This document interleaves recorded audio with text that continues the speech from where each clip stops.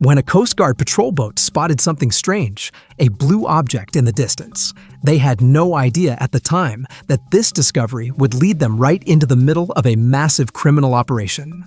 For the crew, what should have been just another routine patrol turned into one of the most intense missions they'd ever experienced. It happened about 3 miles off the coast. The sea was pretty calm that day. Suddenly, one of the 7 crew members spotted a dot way out. "Hey, look at that!" he yelled. At first, it was just a tiny speck, but as the patrol boat got closer, they could start to make out its shape. A boat, or maybe more like a weird, dark blue structure, just floating there by itself. The closer they got, the stranger it seemed. It was actually pretty big, much larger than they first thought.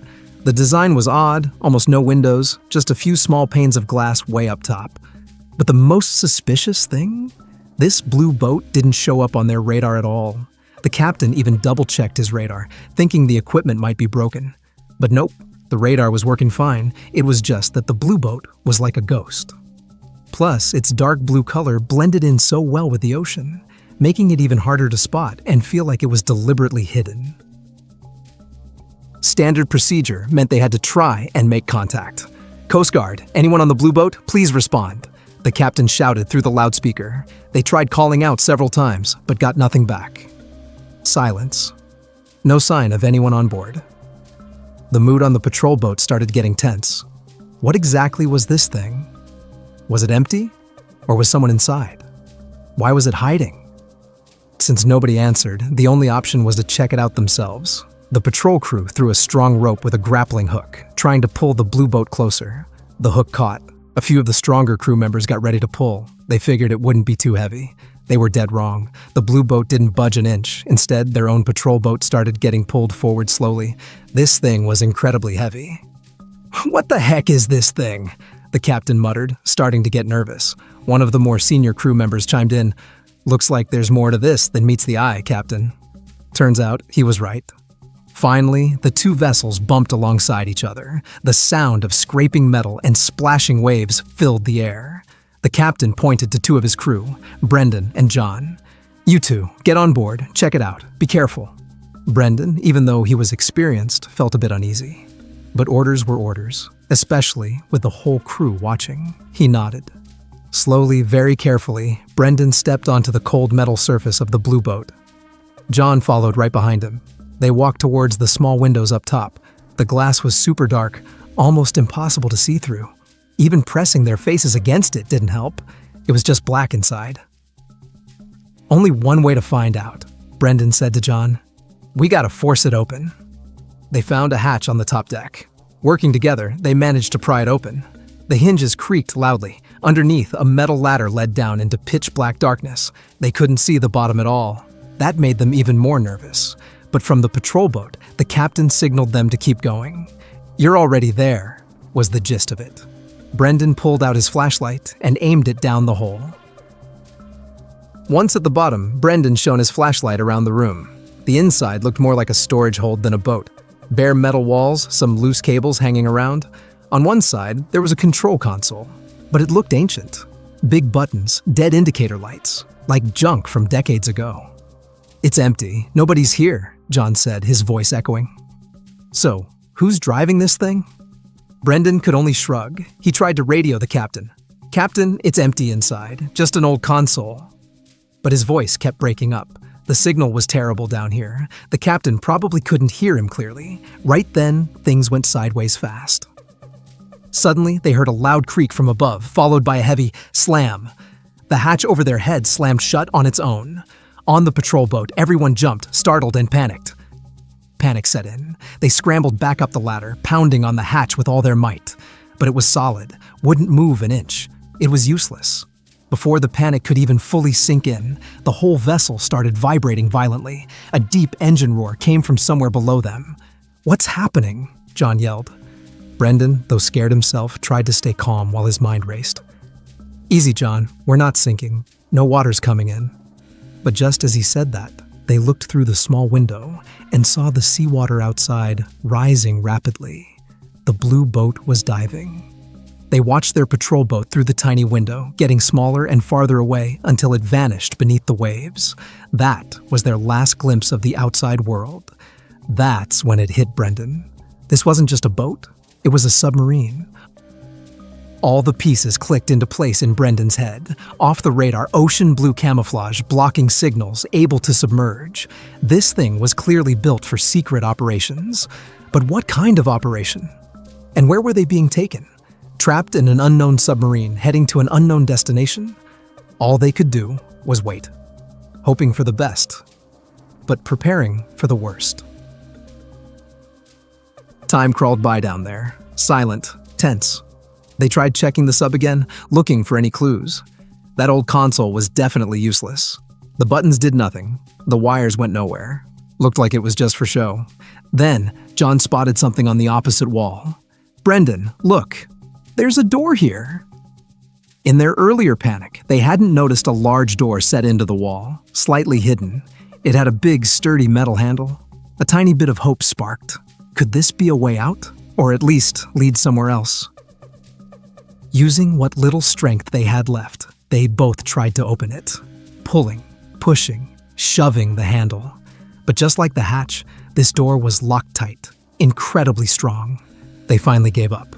Slumping onto the cold metal floor, it felt hopeless. But after a little while, the vibrations started again. Different this time. The sub was moving upward. But Brendan had a bad feeling. He sensed this wasn't over. In fact, it might just be starting. As the sub fully surfaced, they heard loud noises from outside, then footsteps on the metal deck above them. A moment later, the top hatch opened again. 3 big, tough-looking guys climbed down. Their faces were hard, unfriendly. Without saying a word, they walked straight to the big door that Brendan and John couldn't open. One of them pulled out a key or some kind of tool and, click, the door swung open easily. Brendan and John peeked out from their hiding spot. The 3 men went into the compartment behind the door, then came back out carrying large, wrapped bundles. They went back and forth, up and down the ladder, hauling dozens of these bundles to the surface. This went on for about half an hour. After they finished, the 3 men climbed back up. Silence returned to the sub. But this time, they left the top hatch open. Maybe they forgot, maybe it was intentional. This was their chance. "Now," Brendan whispered. Without needing words, they both knew what to do. Brendan went first, crawling out from behind the console, then climbing the ladder as quietly as possible. As their heads emerged from the hatch, the cool sea breeze hit their faces. But the view in front of them was shocking. They weren't in the empty open ocean. The submarine was docked beneath a giant structure, an offshore platform, looking like an oil rig, standing on 4 huge, floating pillars in the middle of the sea. No land in sight anywhere. "Where did they take us?" John asked, his voice trembling. Staying in the sub wasn't an option. Carefully, they climbed the long ladder connecting the sub to the main platform above. Once they got to the top, another surprise waited. The platform was bustling with activity. Dozens of workers were rushing around, lifting boxes, moving machinery, loading and unloading cargo. But it quickly became clear this wasn't a normal oil drilling operation. There was no drilling equipment in sight, just a lot of suspicious cargo handling. Brendan and John moved stealthily, ducking behind stacks of containers and machinery. They needed to figure out what was going on and how to get off this platform. Their sneaking eventually led them to an open area in the middle of the platform, where the main action seemed to be happening. Hiding behind a large container, they saw something that confirmed their worst fears. An older man, maybe in his mid-60s, stood overseeing everything. He was dressed much nicer than the workers around him, clearly the boss. The 3 big guys who'd been in the sub were now stacking the large bundles at the older man's feet. Calmly, the older man picked up one bundle, unwrapped it, and pulled out a thick stack of cash. Brendan and John's eyes widened. This was definitely an illegal deal. But what were they dealing? The older man then raised his hand, signaling. Another bundle, similar to the one with the money, was brought forward. This time, someone pulled out a knife and cut into the bundle. When the knife was pulled out, white powder stuck to the blade. There was no doubt now. Brendan and John knew exactly what that was. Drugs. and a massive amount of it.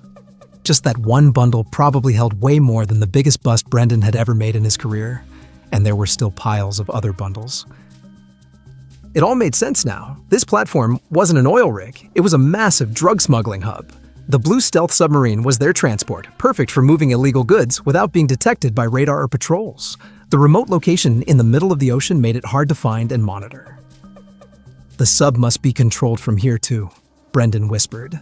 They realized they had stumbled right into the heart of a major criminal enterprise, witnessing a multi-million-dollar operation.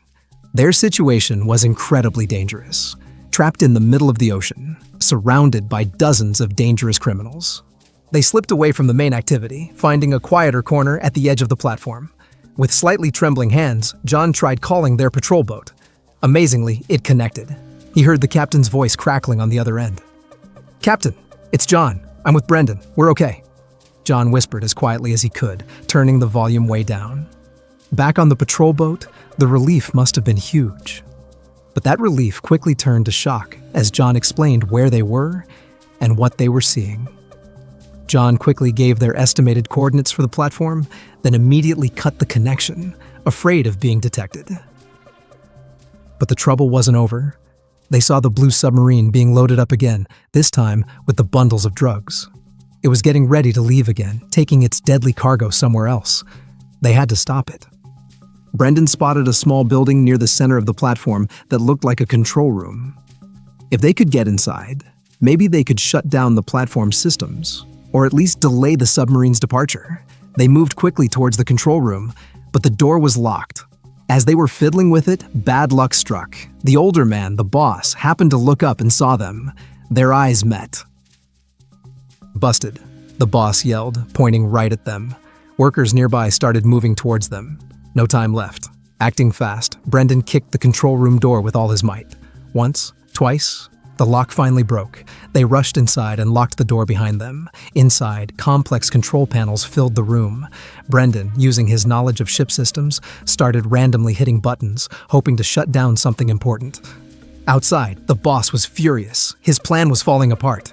He ordered his men to break down the door. Loud banging started. Brendan and John looked at each other. They knew they didn't have much time. Just as the door started to crack under the assault, another sound reached them from the distance. A sound that grew louder and louder. Helicopter blades and boat sirens. Help had arrived. Their patrol boat, along with heavily armed police units, had followed the coordinates John gave, and were now surrounding the platform. The smugglers were caught completely by surprise. They were trapped. Nowhere to run in the middle of the ocean. Their resistance was futile. In a short amount of time, the entire criminal crew, including the boss, was apprehended.